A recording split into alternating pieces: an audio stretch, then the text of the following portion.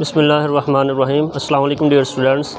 जैसे कि आपको पता है हमने लेक्चर सीरीज़ बायोलॉजी की स्टार्ट की है, तो उसमें हमने जो हमारा प्रीवियस लेक्चर था, पूरा टॉपिक हमने उसको मींस के पूरा चैप्टर हमने डिस्कस किया रिप्रोडक्शन का।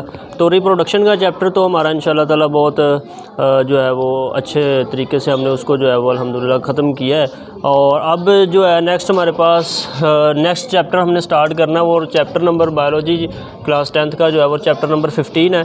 चैप्टर 15 जो है उसका नाम इनहेरिटेंस है और ये एक इम्पॉर्टेंट चैप्टर भी है। ठीक है, इसके अंदर काफ़ी ज़्यादा बेसिक चीज़ें हैं जो कि आपको समझने की ज़रूरत है। ठीक है, इसके अंदर हमारे पास जो है वो इनहेरिटेंस के अंदर कौन कौन सी चीज़ें आ जाती हैं, आज हमने उसी के ऊपर जो है वो डिस्कस करना है। तो चैप्टर का नाम है, चैप्टर का नंबर है 15 है और इनहेरिटेंस इसका जो है वो टॉपिक का नाम है। ठीक है, इसके अंदर हमने इंट्रोडक्शन पढ़ना है। इंट्रोडक्शन के अंदर हमने सबसे पहले हमने देखना है कि जेनेटिक्स क्या होती है। जेनेटिक्स के साथ ही हमने देखना है कि फिर इसके अंदर जो बेसिक टर्मिनोलॉजीज़ वगैरह हैं उसको हमने डिस्कस करेंगे। तो जैसा कि आपने ये नाम सुना है, पहले भी आपने देखा होगा कि जेनेटिक्स का लफ्ज़ जो है, ये जेनेटिक्स का लफ्ज़ एक्चुअली रिप्रेजेंट करता है जीन से निकला है। किधर से निकला है? जीन्स। जीन्स क्या होते हैं वो हम इसी वीडियो के अंदर उसको डिस्कस भी करेंगे, उसका कंसेप्ट क्लियर करेंगे कि जीन्स क्या होते हैं और हम जेनेटिक्स को स्टडी करेंगे। तो इनहेरिटेंस के अंदर बेसिकली इनहेरिटेंस ये है कि हमने इसमें डिस्कस करना है कि किस तरह से पेरेंट्स की खसूसियात ऑफ स्प्रिंग में यानी कि औलाद के अंदर ट्रांसफ़र होती हैं, किस थ्रू होती हैं, किस चीज़ के थ्रू होती हैं, ऐसी कौन सी चीज़ है जो उसको ट्रांसफ़र करने की ज़िम्मेदार है, वो सारी चीज़ें हमने इसके अंदर डिस्कस करनी है। तो सबसे पहले हमारे पास बात आ जाती है, टर्म है हमारे पास जेनेटिक्स की। तो जेनेटिक्स के अंदर हम स्टडी क्या करते हैं? Study of inheritance. इसके अंदर हम इनहेरिटेंस की स्टडी करते हैं। अब भाई इनहेरिटेंस क्या चीज़ है? ठीक है, तो उसको हमने डिटेल में पहले उसको समझेंगे, बाद में हमें जेनेटिक्स की समझ आएगी, क्योंकि लफ्ज़ ही ऐसा है इनहेरिटेंस, इसको समझना बहुत ज़रूरी है। चलें इसकी तरफ चलते हैं। इनहेरिटेंस का मतलब होता है ट्रांसफ़र ऑफ करैक्टर्स। ठीक है, करैक्टरिस्टिक्स खसूसियात का ट्रांसफ़र होना। किस में ट्रांसफ़र होना? पेरेंट्स से ट्रांसफ़र होना। किस में? उनकी औलाद में, उनकी ऑफस्प्रिंग के अंदर। ठीक है, कैसे होती हैं ज़रा इस डायग्राम को देखते हैं। ओके जी, सबसे पहले आपको पता है एग है जो कि फ़ीमेल गमीट है, स्पर्म है जो कि मेल गमीट है। फीमेल गमीट और ये मेल गमीट दोनों हिप्लॉयड होते हैं, दोनों हप्लॉयड है। ये दोनों मिलेंगे तो फर्टिलाइजेशन का प्रोसेस कहलाता है। ठीक है, और उसका रिज़ल्ट में आपको पता है ये वाली एक सेल बनता है जिसे हमने ज़ाइगोट का नाम देते हैं। क्या नाम देते हैं इसको? ज़ाइगोट कहते हैं। ठीक है, तो ज़ाइगोट हमारे पास बन गया। तो ज़ाइगोट बना है, तो ये ज़ाइगोट डिप्लॉयड है, 2n है। इस ज़ाइगोट ने डेवलप करना है अब, तो इससे एम्ब्रियो बनेगा। वो एम्ब्रियो मुकम्मल करेगा अपना लाइफ पीरियड, गेस्टेशन पीरियड जो है, जितनी देर उसने डेवलप करना है। उसके बाद उससे क्या हो जाएगा? कंप्लीट एनिमल डेवलप होगा। अब ये जो कंप्लीट एनिमल डेवलप हुआ है, इसके अंदर आपको पता है कि इसके अंदर जो डीएनए आया है, ठीक है, वो हाफ इसकी मदर से आया है एग के थ्रू और हाफ इसके फादर से आया है यानी कि मेल से आया, किसके थ्रू? मेल गमीट यानी कि स्पर्म के थ्रू। ठीक है, तो इस तरह से ये दोनों जो हैं, इसका भी डीएनए हाफ इसका डीएनए ज़ाइगोट बना और इसी ज़ाइगोट से फिर जानदार डेवलप किया, एनिमल डेवलप किया। तो ज़ाहिर बात है इस एनिमल के अंदर जो है वो उसकी मदर के करैक्टर्स भी आए हैं डीएनए के थ्रू, उसकी फादर के करैक्टर्स भी आए हैं किसके थ्रू? डीएनए के थ्रू। क्लियर है? तो इस तरह से ये जानदार डेवलप कर गया। तो जब ये जानदार डेवलप करेगा तो इसके अंदर कुछ ट्रेट्स ज़ाहिर होंगी, कुछ खसूसियात ज़ाहिर होंगी। ठीक है, जिन्हें हम खसूसियात का नाम देते हैं। वो देखने में कैसा है, उसकी शक्ल सूरत कैसी है, उसकी आइज़ कलर कैसी है, उसका हेयर कलर कैसा है।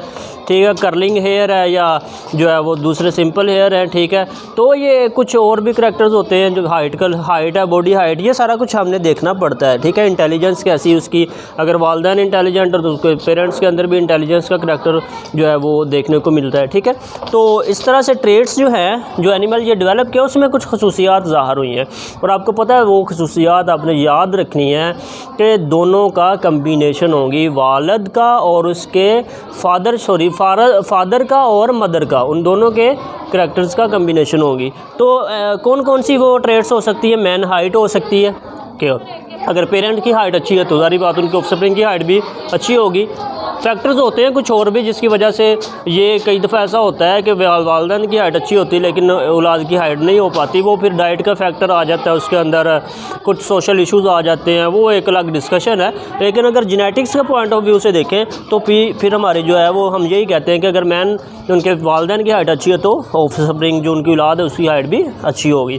आइज़ कलर जो है वो भी उनके वालिद और वालदा के कम्बिनेशन के अकॉर्डिंग होगा, ठीक है, तो उसी के लिहाज से। और इसी तरह इंटेलिजेंस का फैक्टर आ जाता है तो वो भी उसी के अकॉर्डिंग होता है, ठीक है। तो इस तरह हमने इसको डिस्कस किया कि किस तरह से इनहेरिटेंस के अंदर क्या होता है, ट्रांसफ़र ऑफ करैक्टर्स हुए हैं, कैसे हुए हैं, वालदा से यानी कि फ़ीमेल से, वालिद से यानी कि मेल से, एनिमल के अंदर क्या हुए हैं, ये वाले करैक्टर्स ट्रांसफ़र हुए हैं पूरे प्रोसेस के थ्रू, जिससे सेक्सुअल रिप्रोडक्शन का प्रोसेस हमने कहते हैं, उसके थ्रू वो ट्रांसफ़र होते हैं। यही जो है करैक्टर्स का इन दोनों वालिद और वालदा से, मेल और फीमेल से इन गमीट्स के थ्रू ट्रांसफ़र हो जाना इस जानदार के अंदर, इसी को हम क्या कहते हैं, इनहेरिटेंस का नाम देते हैं। ठीक हो गया। तो इधर तक हमारा जो है वो इनहेरिटेंस का जो है वो ख़त्म हो जाता है। उसके बाद कुछ चीज़ें रह जाती हैं, वो क्या है, मैं आपको ये बताना चाह रहा हूँ कि हमारे पास क्रोमोसोम और डीएनए का कंसेप्ट जो है उसको थोड़ा आपको एक्सप्लेन कर दूँ। ये देखिए एक सेल है आपके पास, ठीक है, इस सेल के अंदर ये आपको ग्रीन कलर का न्यूक्लियस नज़र आ रहा है सेंटर में, एनिमल सेल है ये। इसमें ये आपको कुछ क्रोमोसोम्स नज़र आ रहे हैं, ठीक है।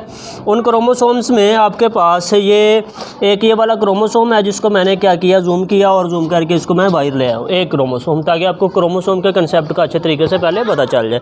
तो ये जो चीज़ आपको नज़र आ रही है ये वाली, इधर से लेके इधर तक ये वाली, ये क्रोमोसोम है। ये क्या है, एक क्रोमोसोम है। इसके दरमियान में एक सेंट्रल पॉइंट होता है, कंस्ट्रिक्शन होती है ये दरमियान में, इसको हम सेंट्रोमियर का नाम देते हैं। क्या नाम देते हैं, सेंट्रोमियर। क्या कहते हैं इसको, इसका नाम है सेंट्रोमियर, ठीक है। ये दरमियान वाला पॉइंट है। इसके अंदर क्रोमोसोम के अंदर आपको कुछ चीज़ें नज़र आ रही हैं, बालदार कॉइलिंग हुई है, इसको डीएनए कहते हैं। अब मैं इसको जूम करता हूँ। पहले मैंने न्यूक्लियस में गया हूँ, सेल को देखा है, उसके अंदर क्रोमोसोम थे, उस क्रोमोसोम को जूम किया तो पता चला वो ऐसा होता है, दरमियान में सेंट्रोमियर होता है, उसके अंदर ये कुछ बालदार धागे पड़े होते हैं, थ्रेड लाइक स्ट्रक्चर्स होते हैं। फिर उनको मैंने जूम किया तो पता चला कि भाई उसके अंदर तो ये वाला डीएनए है, जो कि डबल स्टैंडर्ड डीएनए है, जो कि देखने में ऐसा नज़र आ रहा था, क्योंकि बहुत स्मॉल साइज़ होता है ना, तो उधर डबल स्टैंडर्ड क्रोमोसोम के अंदर आप नहीं देख सकते, इसलिए आप उसको जूम करते हैं और मज़ीद उसको डिटेल में स्टडी करते हैं माइक्रो लेवल पर जाके, तो पता चलता है कि ऐसा है, ये वाला डीएनए डबल स्टैंड होते हैं इसके अंदर, ठीक है। ये देखो एक ब्लैक है, एक ब्लू कलर का स्टैंड है, ये कॉइलिंग हुई, इनके अंदर अपोजिट कॉइलिंग है।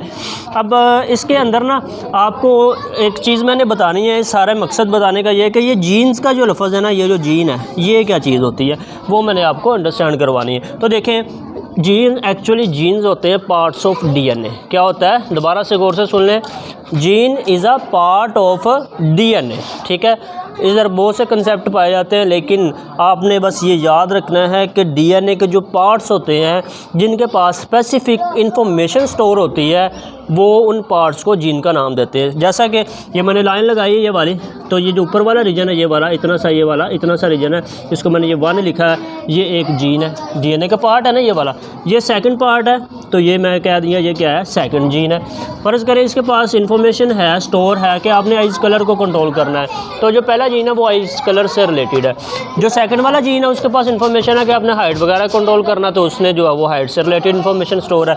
इसी तरह डिफरेंट पार्ट्स के पास क्या होती है, डिफरेंट तरह की इंफॉर्मेशन स्टोर होती है, और इस तरह से हमने जो है जीन के कंसेप्ट को अंडरस्टैंड किया। बाकी बातें जो है वो इससे रिलेटेड कि जीन को मज़ीद आगे कंसेप्ट इंशाल्लाह ताला कंटिन्यू रहेगा, उसमें और भी अलील्स वगैरह का कंसेप्ट है और बहुत सी चीज़ें वो आपको नेक्स्ट लेक्चर्स में मिलेंगी।